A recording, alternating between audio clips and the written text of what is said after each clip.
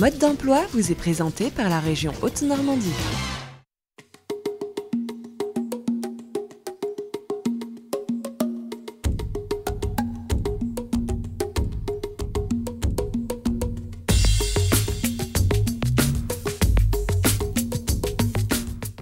Bonjour, bienvenue dans votre émission Le Magazine de l'Emploi. Aujourd'hui, je suis ravi de recevoir deux professionnels, une profession un petit peu moins connue du grand public, c'est celui de DAF, celle de DAF, ça veut dire directeur des affaires financières. Mais on va voir ça tout de suite avec nos deux invités que je vous présente. Alors, nous avons sur ma gauche Didier Roturo, vous êtes DAF de Ravima Group.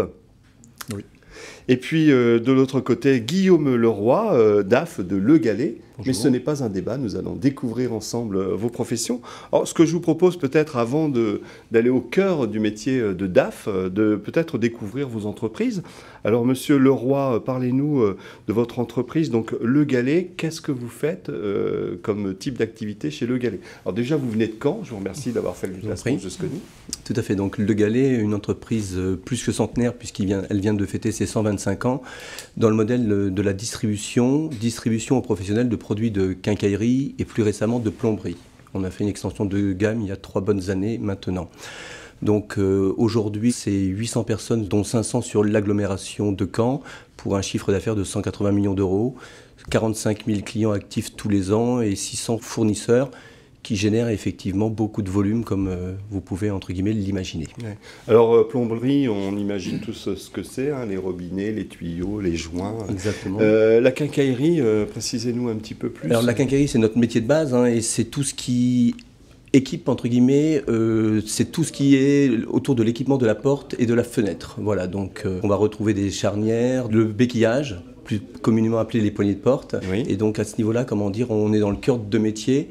Et bien sûr, on a aussi des extensions de gamme, comment dire, pour les consommables et autres, la fixation, la visserie et autres. Alors vous nous avez dit que c'est une entreprise de Caen, c'est une entreprise qui s'est installée à Caen, qui est née à Caen ou dans les environs de Caen? Né à Caen, 1889, ça date pas d'hier. L'année de la Tour Eiffel, et on est D'accord. toujours là aussi solide, je dirais, même plus que jamais. Et effectivement, on s'est fortement déployé, on va dire, en partant de Normandie. Donc on a effectivement aujourd'hui une part de marché entre 6 et 7% sur le réseau national, puisque nous sommes national avec un modèle multicanal, c'est-à-dire entre guillemets une force de vente sédentaire sur Caen, itinérante, avec un site internet, un catalogue, des points de vente. On a ouvert dans le groupe juste une filiale il y a 5 ans pour revendre un petit peu aux particuliers, je dirais, qui exploite les sites internet bricosaur.com et complètement marteau.com, mais à l'origine, effectivement, on a une activité essentiellement B2B. Alors, je crois qu'on a à peu près défini votre entreprise, Guillaume Leroy, donc vous êtes DAF chez Le Gallé à Caen. Et donc de l'autre côté, Didier Roturo, donc vous êtes DAF, alors directeur des affaires financières d'une entreprise industrielle de notre région Haute-Normandie. Vous êtes basé où? Quel est le nom de cette entreprise? Donc, je suis effectivement directeur financier de Ravima Group, qui est une entreprise dans la maintenance aéronautique, qui est basée à Côte-Bec-en-Caux, sous le pont de Bretonne. Juste en dessous le pont de Bretonne, on ne voit que nous. Dans la maintenance aéronautique, on a 2 métiers. On a la maintenance des trains d'atterrissage et la maintenance des moteurs auxiliaires de puissance, plus communément appelés APU, Auxiliary Power Unit. C'est quoi? Oui, voilà, très, très rapidement et sans trop rentrer dans la technique, ce sont des petits moteurs en fait qui donne l'électricité, l'air comprimé et qui fait fonctionner les toilettes, etc. quand l'avion est sur le tarmac et les réacteurs sont arrêtés. Donc c'est quand même un moteur qui est essentiel dans le fonctionnement d'un avion pour le confort des passagers. C'est presque le groupe électrogène quand on est à l'arrêt, quoi. Exactement, c'est un petit peu ça. Alors qu'est-ce que cette entreprise industrielle dans l'aéronautique très pointue fait à Côte-Bec-en-Caux? C'est historique, elle est là depuis longtemps? C'est effectivement une longue histoire. Alors pas aussi longue que Le Gallé, mais effectivement l'entreprise a été créée en 1916-1917 et à l'origine pour faire des hydravions. Et elle s'est implantée ici parce qu'en fait c'est là où le méandre de la Seine est le plus large et permettant d'amérir et de faire décoller les hydravions en toute sécurité. Ensuite, cette entreprise est passée par une multitude de propriétaires, dont notamment Air France, dont EADS, etc. Et s'est spécialisée dans les années 70-80 sur les trains d'atterrissage et les moteurs auxiliaires de puissance. Et depuis 2008, nous sommes indépendants sur ce marché, donc repris par 2 actionnaires aujourd'hui individuels. Alors les trains d'atterrissage, donc c'est ceux qui sont sous les avions qu'on prend lorsqu'on part en voyage, et donc ils sont démontés régulièrement. C'est quoi? C'est une maintenance tous les combien globalement? Alors, le train d'atterrissage effectivement doit être démonté et entretenu tous les 10 ans. Ça, c'est quelque chose d'obligatoire, de réglementaire. Et alors ce qu'il faut savoir, c'est que l'entretien et la réparation complète d'un train d'atterrissage, ça demande 8 semaines. Donc il est bien sûr hors de question pour une compagnie aérienne d'immobiliser son avion pendant 8 semaines. Oui, ça coûte. Donc nous fonctionnons par échange standard. Donc nous envoyons un train d'atterrissage, ce qu'on appelle à plein potentiel, c'est-à-dire qui repart pour 10 ans, et on récupère le train d'atterrissage usagé que nous réparons et qui ensuite repart vers une autre compagnie aérienne. D'accord, donc les trains d'atterrissage de la compagnie Y peuvent se retrouver sur un autre avion d'une compagnie X. Tout à fait. Ah, j'aurais jamais pensé ça. Tout à fait. D'accord. Le point important, c'est d'être capable de donner la certification pour ce train d'atterrissage qu'effectivement, il est bon à opérer, à voler pendant 10 ans. Et nous avons la capacité, la certification, de par les autorités américaines, européennes, de pouvoir donner cette certification au sein de Revima pour les trains d'atterrissage. Parlons un peu de métier avant de découvrir celui de DAF, si vous voulez bien. Quel type de métiers principaux on trouve dans une industrie comme la vôtre? Donc des techniciens, des tourneurs Oui, donc on trouve effectivement des métiers très pointus sur les trains d'atterrissage en termes de traitement de surface, puisqu'on a un atelier de traitement de surface qui est un des plus importants d'Europe. Donc il faut des personnes qui sont expertes dans leur métier, et c'est d'ailleurs réglementaire aussi, en termes de sécurité, pour le chrome, pour un certain nombre de métaux qui sont très importants et très dangereux parfois à manier. On a aussi beaucoup de tourneurs, de fraiseurs, puisqu'on reprend beaucoup de pièces sur machine-outil, de telle manière à pouvoir les remettre aux normes. Il y a beaucoup de pièces sur un train d'atterrissage? Oui, il y a énormément de pièces, il y a plusieurs milliers de pièces. Ça passe du petit ressort, je dirais, à 50 centimes de dollars, 50 cents. Alors justement, vous parlez en dollars, ça c'est intéressant. Oui, alors l'aéronautique, de manière générale, que ce soit du neuf ou de la réparation, c'est un monde où on parle anglais et on raisonne en dollars. C'est comme ça. Merci de vous exprimer sur ce plateau en français aujourd'hui. Ça me facilite la tâche aussi. Il y a des recrutements, c'est une entreprise qui recrute, Revima? Alors, dans le neuf, l'aéronautique est en plein boom, et donc effectivement, en termes de réparation, à partir du moment où la flotte mondiale évolue, pour un réparateur et pour de la maintenance en règle générale, c'est un marché aussi qui est en plein boom. Donc on recrute, et on recrute notamment beaucoup de profils, de tourneurs, de fraiseurs, qu'on a d'ailleurs beaucoup de difficultés à trouver.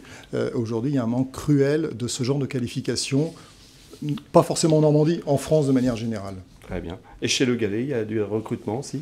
Oui, parce que c'est une entreprise en croissance soutenue, je dirais, puisque sur les 25 dernières années, on a une moyenne, on va dire, de 10% de croissance annuelle moyen, un rythme assez soutenu. Donc on est sur toujours un rythme, légèrement un peu plus faible parce que la crise, entre guillemets, du bâtiment est assez marquée en ce moment. Mais en tout cas, beaucoup de commerciaux et des logisticiens pour préparer les commandes et acheminer les colis, en fait. Oui. D'accord. Oui. Alors justement, vous avez parlé de risque finalement, avec cette crise économique qui est durable, malheureusement, qui fait des dégâts, notamment dans les métiers de l'artisanat, dans les métiers du bâtiment. Pas que d'ailleurs. C'est quoi le métier de DAF? Et justement sur cette notion de gestion de risque, expliquez-nous un petit peu. L'appréhension du risque est effectivement très très importante dans nos métiers parce que c'est elle qui va avoir ces risques-là vont avoir des conséquences entre guillemets sur notre exploitation et la rentabilité de l'entreprise et donc entre guillemets si on voulait aller un peu plus loin sa survie. Donc effectivement on se doit de maîtriser ce risque. Je sais que sur chaque entreprise, le risque est différent. Si on voulait le qualifier de notre côté dans la distribution, ce serait effectivement le risque de défaillance de nos clients, puisque en travaillant majoritairement avec des entreprises, on pratique bien sûr en France le crédit inter-entreprise, et de ce fait-là, on a un potentiel risque important. On a des outils, on a des équipes qui gèrent effectivement l'appréhension de ce risque, une comptabilité client qui relance entre guillemets en permanence, qui justifie et maîtrise les encours, un credit management également très présent, qui, on va dire, travaille beaucoup avec la force de vente, qui elle-même est au contact du client direct, de façon à essayer de limiter au maximum ce risque, en passant également par quelques outils comme l'assurance crédit. Alors la gestion du risque, c'est un aspect du métier de DAF, de directeur des affaires financières. Globalement, c'est quoi les principaux métiers à l'intérieur de votre activité Le DAF aujourd'hui est quand même devenu un personnage central au niveau de l'entreprise. C'est bien souvent le bras droit du président, du DG ou du PDG. Donc ça, c'est un point important. Et il doit parfaitement connaître l'entreprise, les métiers de l'entreprise, de telle manière à pouvoir gérer correctement les risques. Alors après, au sein du département financier, il y a effectivement plusieurs composantes. Il y a la composante comptabilité. On doit respecter les normes comptables de telle manière à pouvoir présenter des comptes qui sont audités par nos commissaires aux comptes tous les ans et certifiés. Ça, c'est un point très important. Donc représentant véritablement la valorisation de l'entreprise et le patrimoine de l'entreprise. Il y a des aspects fiscalité également qui sont importants. Et un autre département aussi qui est très important, c'est le contrôle de gestion. Et là, le contrôle de gestion, c'est l'analyse de l'historique. Qu'est-ce qui s'est passé, pourquoi on a été bon, pourquoi on a été mauvais. Et surtout, de plus en plus, le prévisionnel. C'est comment on se projette sur les 3-6 mois, l'année qui vient, de telle manière à bien mesurer les risques et prendre par avance les mesures et essayer par des actions concrètes de combler le gap entre ce qu'on voit qui peut effectivement arriver et puis les risques qu'on a identifiés. Donc ça, c'est un point très important en termes de gestion de risque au niveau du rôle aujourd'hui du directeur financier. Alors on le voit à travers votre présentation, on parle d'administratif, de gestion, de finance, on parle de comptabilité, et pourtant c'est pas un métier si administratif que ça, c'est un métier où il y a beaucoup de communication avec les autres services, et aussi il faut être en veille avec son environnement. Bien sûr. De plus en plus. C'est-à-dire qu'auparavant, le schéma du directeur financier, c'était plutôt un ancien chef comptable. Aujourd'hui, le directeur financier, c'est plutôt un ancien contrôleur de gestion. Pourquoi ? Parce qu'en fait, on est, en termes anglo-saxons, le business partner des autres fonctions. C'est-à-dire que le commercial a besoin du financier lorsqu'il fait des offres à ses clients. L'industriel a besoin du financier pour voir si effectivement sa performance industrielle est au rendez-vous des coûts. Le directeur des achats a besoin du financier. Donc c'est un point très très important. Donc on est en interconnexion systématique et très fréquente avec l'ensemble des services. Et sur l'extérieur, aujourd'hui le monde est devenu complexe. Il y a de forts enjeux. Si on veut se maintenir par rapport à nos concurrents, il faut toujours être en permanence en phase de croissance et proposer de nouvelles choses à nos clients. Donc il y a forcément des investissements à faire, et donc on est amené à aller voir très souvent les financiers, des investisseurs, nos banquiers, leur expliquer notre stratégie, notre business model, nos investissements, de telle manière à pouvoir être capable d'apporter le financement à l'entreprise pour se développer. Alors on le voit avec Didier Roturo qui est dans l'industrie de pointe aéronautique. Quand on est dans le commerce, B2B, vous vivez la même chose. C'est un métier qui est finalement très ouvert, très en communication, qui doit être en veille avec son secteur. Oui, c'est essentiel, et c'est vrai que c'est important. Tous les métiers évoluent, celui-ci également, et également vers la communication et le partage entre guillemets de l'information à ce niveau-là, de manière à ce que chacun puisse se l'approprier et entre guillemets mieux appréhender les problématiques pour mieux les résoudre. Voilà, donc c'est vraiment, et aujourd'hui on a un rôle vraiment entre guillemets de catalyseur à ce niveau-là. On parlait d'un rôle très transverse, effectivement. J'ai envie de dire que tout se finit plus ou moins dans une entreprise par un flux financier, donc impacte entre guillemets notre domaine, le domaine de l'entreprise et sa performance. Et à ce titre-là, effectivement, on va dire la partie financière matérialisée aujourd'hui, en tout cas personnalisée par le DAF ce soir, permet de bien appréhender entre guillemets, d'être au cœur entre guillemets des problématiques de l'entreprise. D'accord, donc on le dit comme ça, très proche du DG, finalement vous êtes dans le staff décisionnel parce que que l'analyse que vous avez sur l'entreprise vous permet de proposer à l'équipe dirigeante un regard très pertinent sur l'entreprise, on peut le dire comme ça? Oui, exactement. Oui. C'est-à-dire qu'en règle générale, le directeur financier fait partie du comité de direction et bien souvent le bras droit du DG-PDG, tout dépend de la manière dont est organisée l'entreprise. Il y a un point aussi très important, c'est qu'il doit y avoir un rapport de confiance très très important entre le DG, le PDG et le directeur financier. C'est un binôme qui, je dirais... Bon, bien sûr, les autres fonctions sont aussi très importantes. On ne va pas non plus forcément se glorifier en permanence. Tout est important dans l'entreprise. Tout est important dans l'entreprise. Mais je dirais que s'il y a un binôme, et c'est notamment le binôme PDG, directeur financier, qui ne fonctionne pas, pour lequel il y a des doutes de part et d'autre et que le rapport de confiance n'est pas là, j'ai du mal à voir comment le reste de l'entreprise peut fonctionner. Vous l'avez dit, c'est un métier, on peut dire, c'est vraiment un métier transverse. Exactement. C'est un métier très transverse. Et la confiance, entre guillemets, elle s'établit entre les deux hommes, mais également, entre guillemets, par la production de ce qu'on peut donner et la confiance par rapport aux chiffres en général, avec une maîtrise, entre guillemets, du système d'information, de façon, comment dire... Deux hommes ou femmes, parce qu'il y a de plus en plus de dirigeantes. J'entendais hommes au sens large, pardon, mais vous avez raison de préciser. Est-ce qu'il y a des femmes DAF, on trouve... Bien sûr, oui, c'est une fonction qui s'était féminisée, si on peut dire, bien avant des fonctions qu'on retrouve aujourd'hui au féminin, je dirais. Alors pour les gens qui se sont intéressés finalement à ce métier, qui comme moi l'ont découvert probablement, qui a l'air d'être un métier assez passionnant, transverse à l'intérieur de l'entreprise, vous touchez à beaucoup de domaines. La formation, quels sont les parcours de formation idéaux que vous pourriez proposer aujourd'hui aux gens qui nous regardent? Monsieur Leroy, comment demain un jeune vient vous voir en disant je veux faire DAF comme vous, qu'est-ce que vous lui conseillez?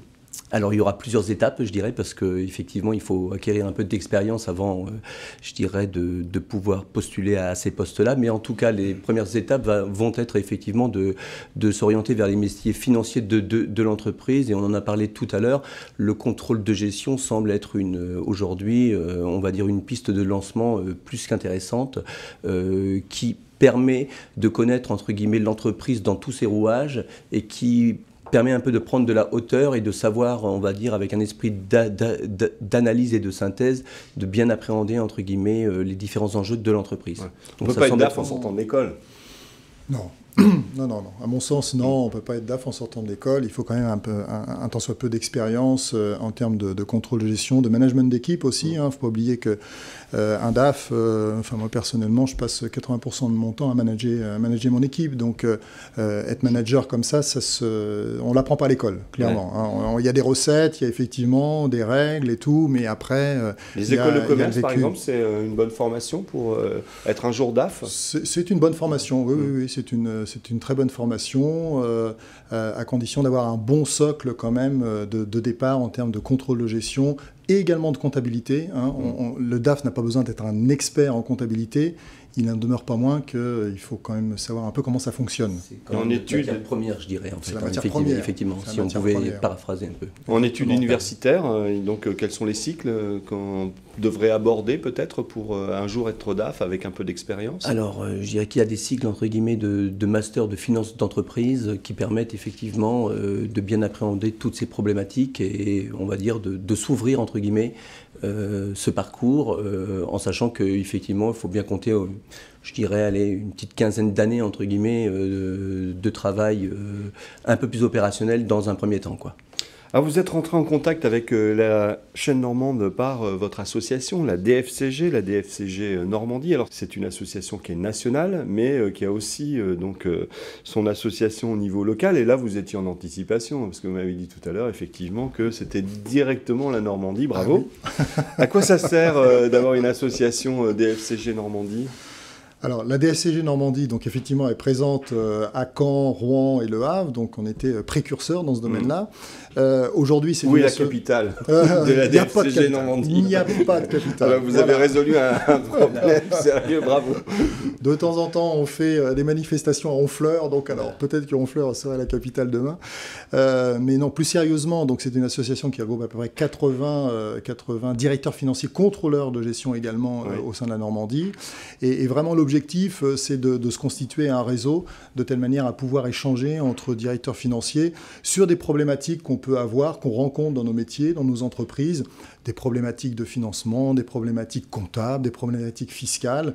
Et de temps en temps, on sait que telle ou telle entreprise ou tel DAF a résolu par avance cette problématique-là. Donc des partages d'expérience. Des partages d'expérience. Dites-moi, vous n'êtes pas une association autarcique, hein, j'en suis certain. Non, surtout pas. Surtout pas. Donc, on est très ouvert sur l'extérieur. On a des manifestations mensuelles qu'on organise. À la Quel fois genre de thème alors, c'est des thèmes soit très techniques, qui n'intéressent effectivement que les directeurs financiers. Donc, ça peut être la loi fiscale. Ça peut être l'arrêté des comptes, par exemple, avec les nouvelles normes comptables, etc. Mais on essaye aussi d'ouvrir énormément sur des problématiques plus transverses et plus globales. La dernière manifestation qu'on a fait à Rouen, par exemple, c'était sur la cybercriminalité. On avait 80 personnes. Avec le CIC, donc il y a eu du succès. Il y avait bien sûr des DAF, mais il y avait aussi des dirigeants d'entreprise qui étaient très intéressés par cette thématique. C'est un aspect important dans la vie du DAF, de participer à une association comme celle-là, de partager avec ses pairs. Oui, enfin, en tout cas en ce qui nous concerne, c'est vraiment très très important. Ça permet effectivement de sortir aussi un peu de son bureau, de sortir entre guillemets de son quotidien et de partager avec notre communauté, je dirais, ces problématiques qu'on a évoquées. Elles sont orientées financièrement, sur les domaines financiers qu'on a pu le voir, mais pas que, dans le sens où, par exemple, on aborde des thèmes comme l'égalité homme-femme, la responsabilité sociétale et environnementale ou autre, autant de sujets qui ont au final un impact, entre guillemets, financier, mais qui n'est pas, entre guillemets, le cœur de métier, quoi. Voilà. Donc, en un mot, pour les jeunes qui nous regardent ou leurs parents, la qualité essentielle qu'il faut avoir pour se projeter dans ce métier de DAF, est-ce qu'il y en a une ou c'est finalement assez ouvert ? La qualité essentielle, c'est... faut que je réfléchisse là. Je vais prendre le relais avant la conclusion. Je la prendrai juste après. Je dirais qu'il faut avoir déjà quand même un goût prononcé pour les chiffres. Oui. C'est une qualité qu'on a ou qu'on n'a pas, qui est naturelle souvent, je dirais. Et ensuite, effectivement, beaucoup de curiosité, de la rigueur pour la phase, entre guillemets, de formation, dirons-nous, qui dure longtemps dans le monde de l'entreprise, pour effectivement, après, avoir des qualités de management essentielles, comme on en a parlé, parce qu'on passe aussi un certain pourcentage de notre temps à manager des équipes soit techniques ou un peu plus opérationnelles, quoi. Donc à la fois de la rigueur et finalement de la communication, c'est un mélange un peu subtil entre ces deux vertus-là. Tout à fait. Deux valeurs. Je vous remercie beaucoup, messieurs, d'avoir participé à cette émission Mode d'emploi, à la découverte d'un métier qu'on connaissait un petit peu moins, mais maintenant, grâce à vous, on le connaît très bien, DAF, directeur des affaires financières. Je vous remercie beaucoup pour votre fidélité et je vous dis à très très bientôt sur la chaîne Normande. Au revoir. Au revoir.